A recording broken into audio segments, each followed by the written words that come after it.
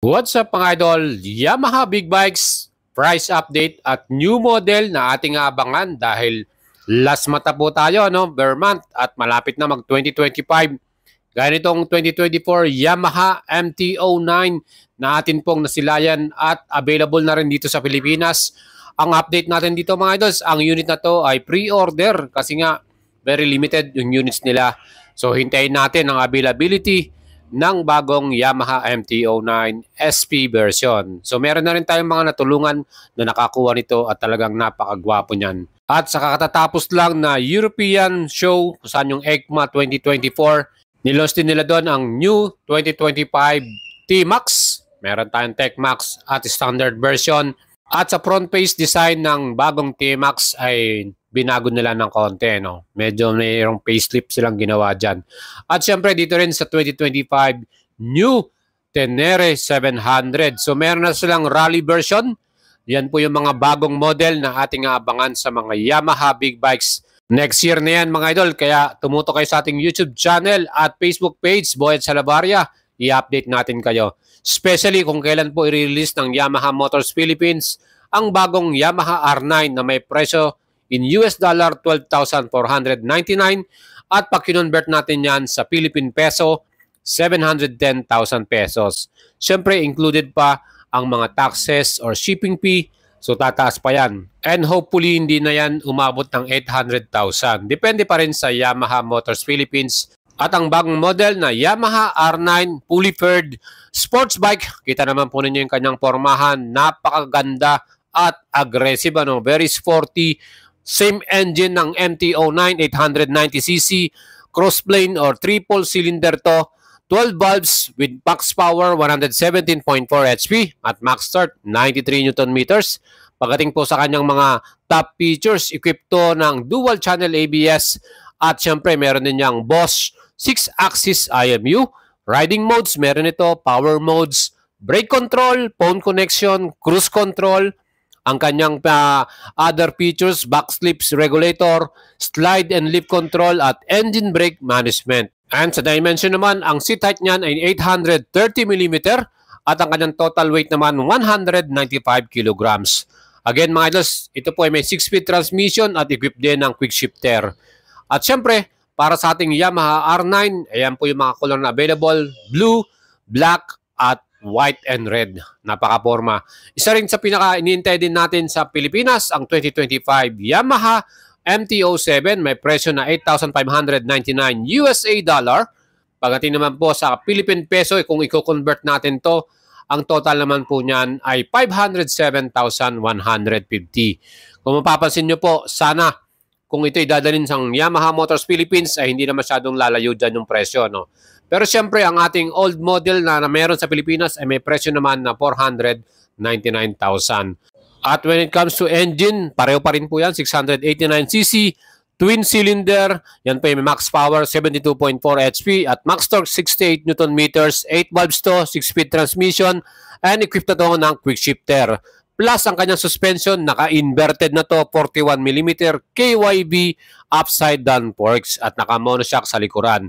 Mga idols, meron na rin itong bagong features, ang automated manual transmission or Yamaha AMT. Yan po yung kanilang automatic, no? At syempre, meron na rin itong self-canceling turn signal, Garmin navigation, traction control, phone connection, cruise control, at riding modes. Mas loaded ang 2025 MT-07. Idols, ang ating newest updated model, 2024 new MT-09 SP version. So sa mga nagtatanong po sa atin kung may standard, wala pong standard. SP version lang ang dinala ng Yamaha Motors Philippines. At today, ang bago niyang SRP, 799,000 pesos. So nagkaroon siya ng price increase ng 140,000 dahil SP version to, mas premium. Kung gusto nyo mag-apply ng in-house financing, Sumisho ang financing dito sa Y-Zone.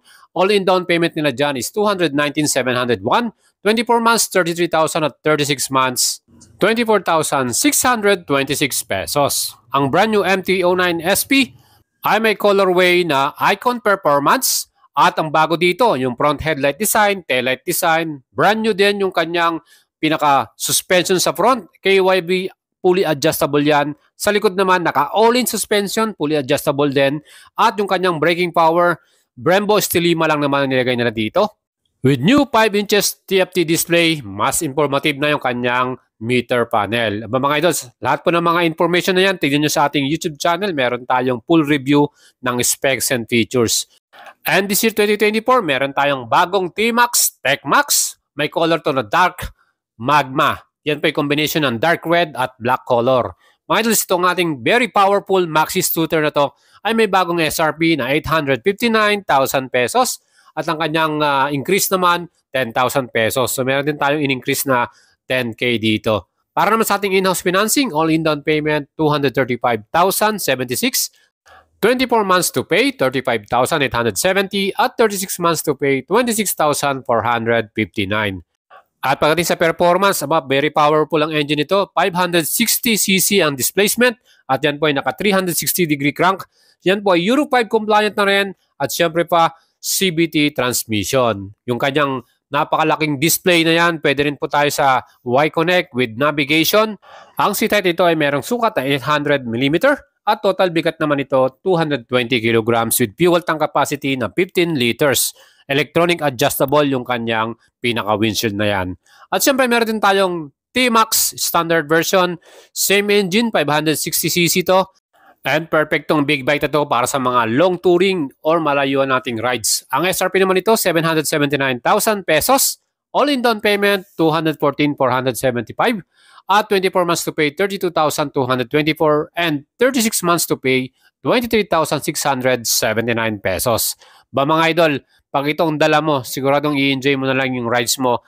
Especially yung mga views na pupuntahan mo, lalo kung magandang lugar. At itong bike na to, talagang super relaxed, super comfortable kahit meron ka mang passenger or official back ride. Naka-keyless system na rin ito. Meron din itong cruise control system, dual channel ABS at traction control. And meron naman tayong another new model update para sa Yamaha motorcycle. Yan po ang 2024 New Tenere 700cc. Mga idols, updated yung kanyang mga ilaw, bagong style, full LED na rin yan. At meron na rin siyang TFT dashboard, napakaganda. Ang kanyang SRP, bago na rin, 699,000 pesos. All-in down payment, 192,876. 24 months to pay, 29,830. At 36 months to pay, 21,570 pesos. Mga idols, dalawang kulay ang available. Meron tayong blue at green, yung matte dark green. Well, pagdating sa performance, subok na yung kanyang makina. Yan po ay 689cc displacement. Crossplane 2 engine, 6-speed transmission.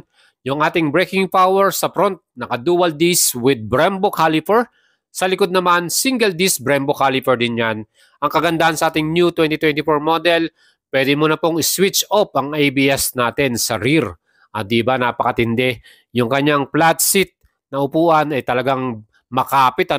Plus, ang kagandahan dito, yung ating pinaka-display, 5-inch TFT display na to. Mga idol, meron din tayo ditong pindutan or button para i-switch off or turn on yung ating ABS.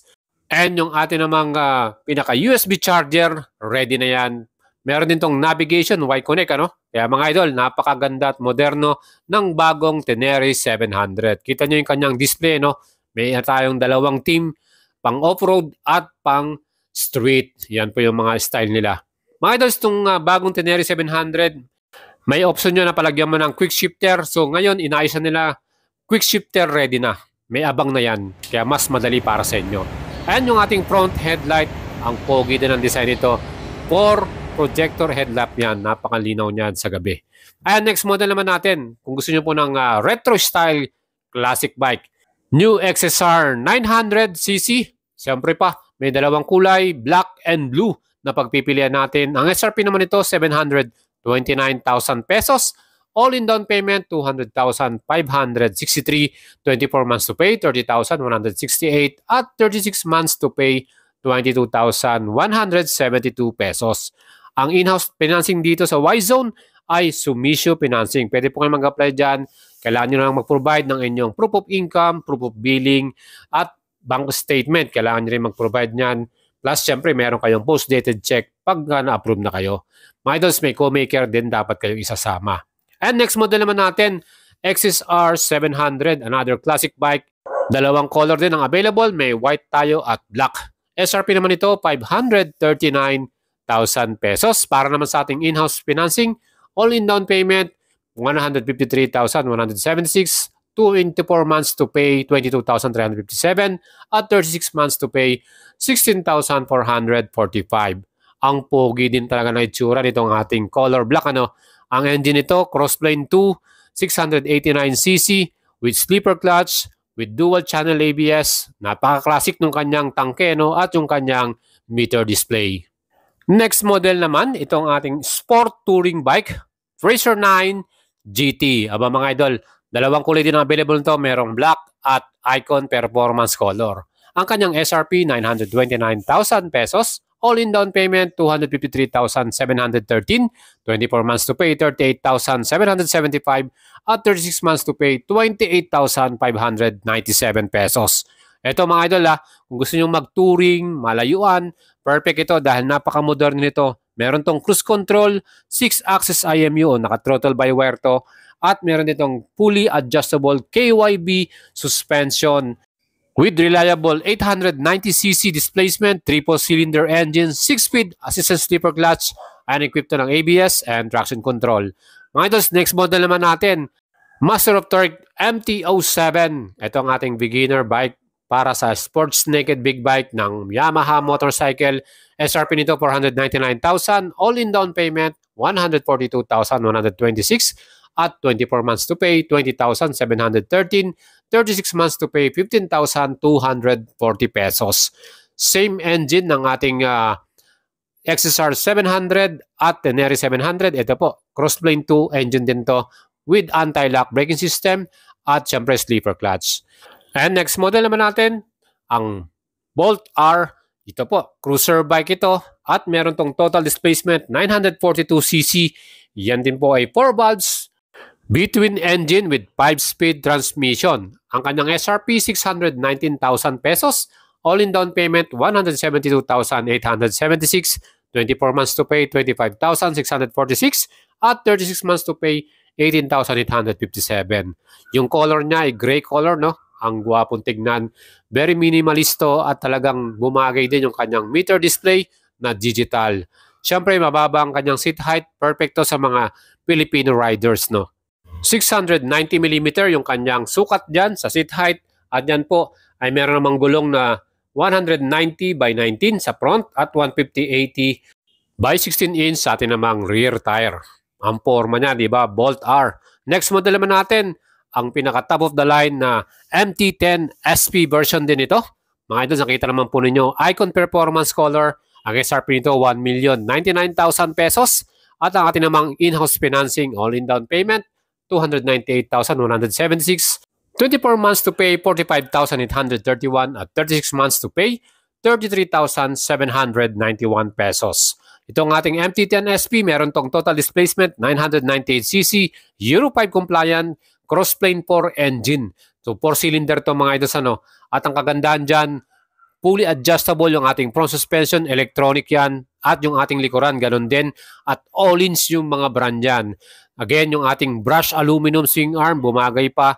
Plus syempre, meron din tong cruise control, quick shifter, at naka 6-axis IMU, throttle by wire na rin. Napaka-modern ito. Next model naman natin, ang top of the line sports bike ng Yamaha.